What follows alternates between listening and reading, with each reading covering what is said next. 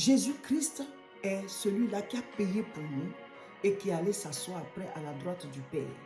Il est la parole faite chair, il est le Fils de Dieu. Pas que Dieu enfante comme nous, parce que quand on explique qu'il est le Fils de Dieu, certains trouvent ça ridicule, donc Dieu il enfante comme nous. C'est Dieu qui a voulu qu'on enfante de cette manière. Les plantes se reproduisent. Tous les animaux ne se reproduisent pas comme nous les hommes on se reproduit. Les plantes ne se reproduisent pas comme nous on se reproduit.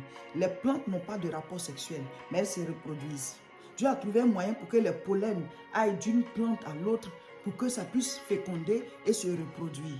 Donc lui, Dieu, c'est lui qui a dit, les hommes, vous vous reproduisez de telle manière, il peut changer pour dire, voici comment je viens dans le monde. Donc quand on dit que Dieu, Jésus-Christ est son fils, c'est pas que Dieu s'est reproduit comme les êtres humains.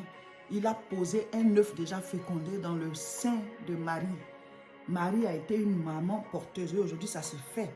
Donc elle a porté cet enfant. C'est pour ça que quand elle-même a demandé, comment cela se fera-t-il? L'ange lui a dit quoi?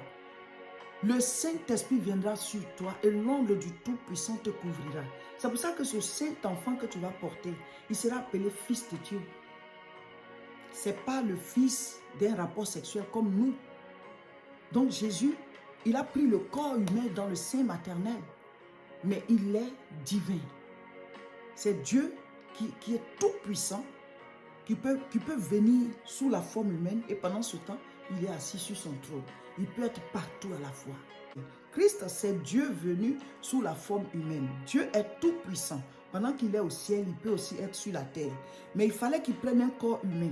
Parce qu'il a dit à Adam et Ève, si vous mangez ce fruit, vous allez mourir. Mais Adam et Ève, ça fait une seule personne parce que c'est la côte d'Adam qu'ils ont pris pour faire Ève. C'est pour ça que la Bible dit, l'homme et la femme, quand ils sont mariés, ils deviennent une seule chair. Donc il a dit, l'homme, tu vas mourir si tu manges ce fruit. Et donc l'homme a mangé le fruit, ça veut dire qu'il est damné, il a perdu la présence de Dieu. Mais sa damnation, sa condamnation n'était pas éternelle. Il fallait que Dieu donne une occasion de revenir à lui. Donc Dieu dit, j'ai dit moi-même que si l'homme mange, il doit mourir. Il faut qu'un homme meure. Donc moi-même je vais me faire homme et je vais venir mourir à sa place.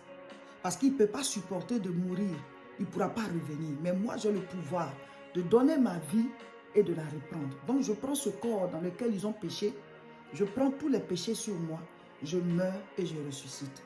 Maintenant, on prêche la bonne nouvelle. Celui qui croit, il est sauvé. Jean chapitre 3, verset 16.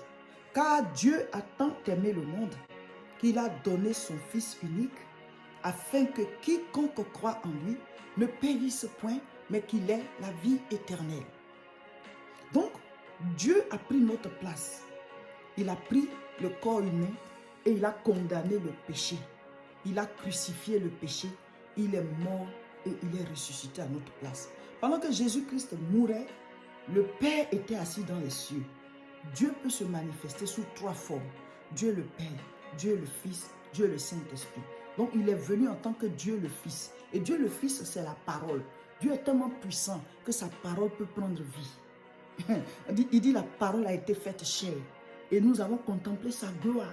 Une gloire comme la gloire du Fils unique venu du Père. Oh, alléluia. Miséricorde divine. Donc cette semaine, nous célébrons la Pâque. Cette semaine, nous célébrons le salut que Dieu accorde aux hommes. Cette semaine, nous célébrons le rachat de l'humanité, la guérison de nos maladies, le brisement des jougs, les malédictions qui sont effacées, les barrières qui sont levées. Alléluia.